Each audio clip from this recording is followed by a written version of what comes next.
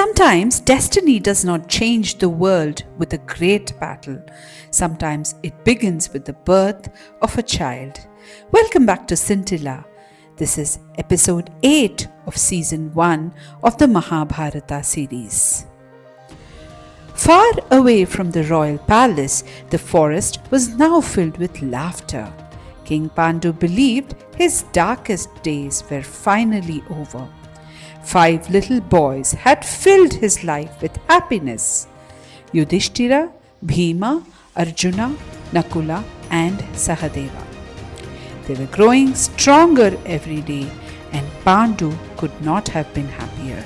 For a man who had once believed he could never have children, this was nothing short of a miracle. But while the Pandavas were growing up in the forest, something extraordinary was happening in Hastinapura. Queen Gandhari was still waiting for her child. She had been pregnant for an unusually long time. Months passed, then more months, yet the child was still not born. Gandhari became increasingly worried. What was happening? Then news reached Hastinapura. Kunti had given birth to a son, Yudhishthira, the firstborn son of Pandu. Gandhari was heartbroken. She had been waiting for so long, and yet Kunti's child had arrived first. For Gandhari, the wait had become unbearable. And then something shocking happened. Gandhari finally went into labor. But instead of a baby, what emerged was a strange mass of flesh. Gandhari was horrified. What has happened? She could not understand how something so strange could have come from her womb. At that moment, sage Vyasa arrived. Vyasa examined the mysterious mass. Then he gave Gandhari an extraordinary instruction. He ordered it to be divided into 100 pieces. Each piece was carefully placed inside a separate pot, and the pots were preserved according to his instructions. Gandhari waited. 100 pots, 100 unborn children, and no one knew what destiny was waiting inside them. Then, one day, the silence of Hastinapura was broken. The first pot opened. A baby boy was born. His name was Duryodhana, the eldest son of Gandhari. But his birth was surrounded by terrible omens. Animals cried out, birds behaved strangely, the atmosphere around the palace felt dark and disturbing. The elders of Hastinapura were deeply troubled. Vidura, the wisest counselor of the kingdom, understood the meaning of these omens. He warned Dhritarashtra, "King, this child may bring great suffer to the dynasty." He advised the king to abandon the child for the safety of the kingdom. But Dhritarashtra was a father. How could he give up his own son? He refused, and Duryodhana remained. One by one, the remaining pots were opened. Gandhari's sons were born. 99 more boys joined Duryodhana, and finally a daughter was born. Her name was Dushala. 100 sons, 1 daughter. The Kuru dynasty had grown larger than ever. And so, 2 branches of the same family were growing at the same time. Far away in the forest, the 5 Pandavas were growing under the loving care of Pandu, Kunti, and Madri.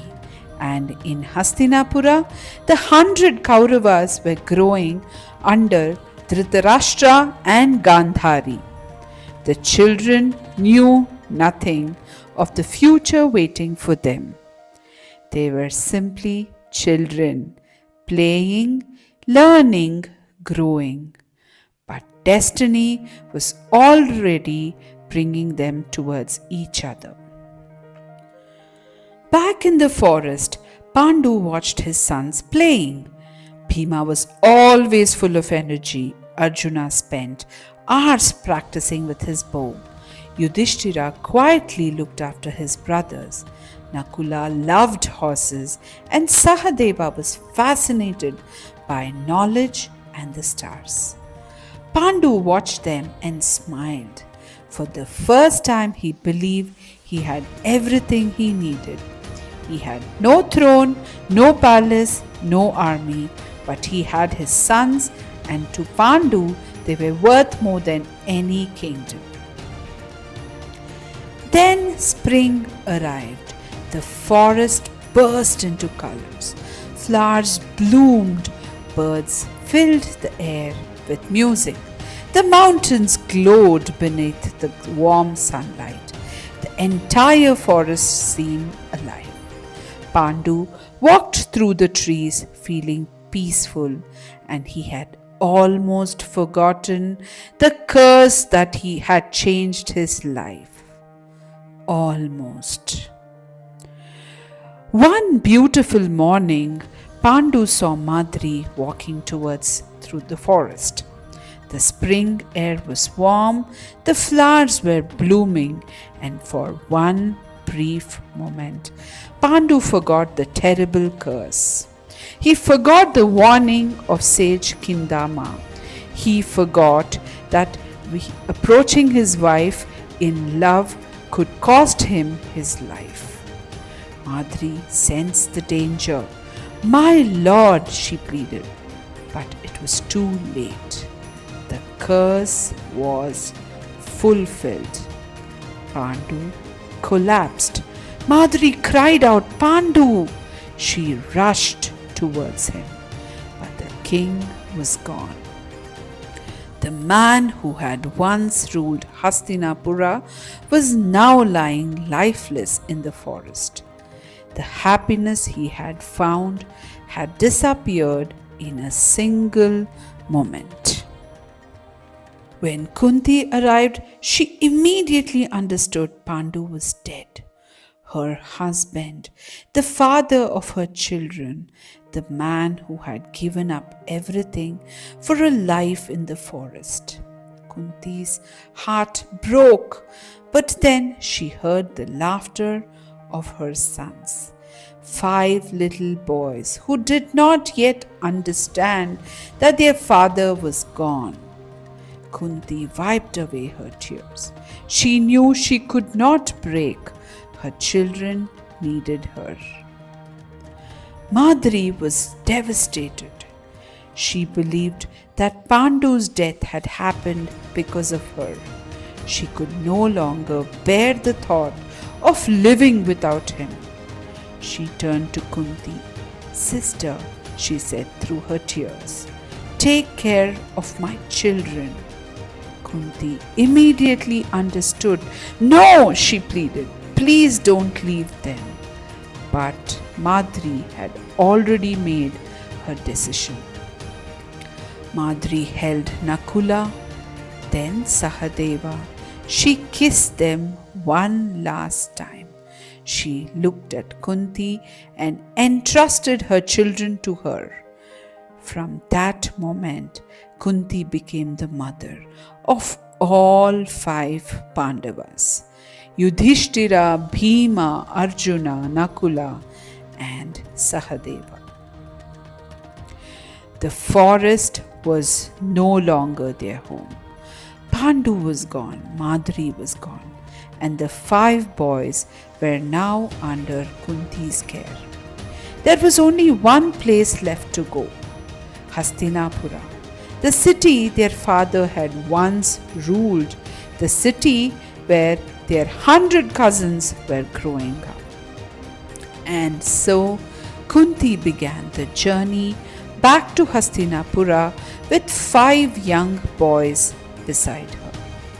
5 Pandavas, 100 Kauravas, 2 branches of the same royal family, 1 dynasty, and eventually 1 throne. The children did not know it yet, but their lives were about to become intertwined forever. Because the story of the Mahabharata was no longer only about kings and kingdoms. It was now about the children. In our next episode, the Pandavas will finally return to the kingdom which was once ruled by their father. For the first time, they will meet their 100 cousins. What happens when these 2 families grow up together? Will they become brothers, or will there be jealousy and rivalry between them? The answers await us in episode 9. If you're joining our Mahabharata season for the first time, I highly recommend that you watch episode 1 to 8. If you have enjoyed the series, please like, share and subscribe to my channel Scintilla for more such amazing videos. So don't miss the next chapter of this incredible story. Until then, Jai Shri Krishna. But remember, the story has just begun. Thank you.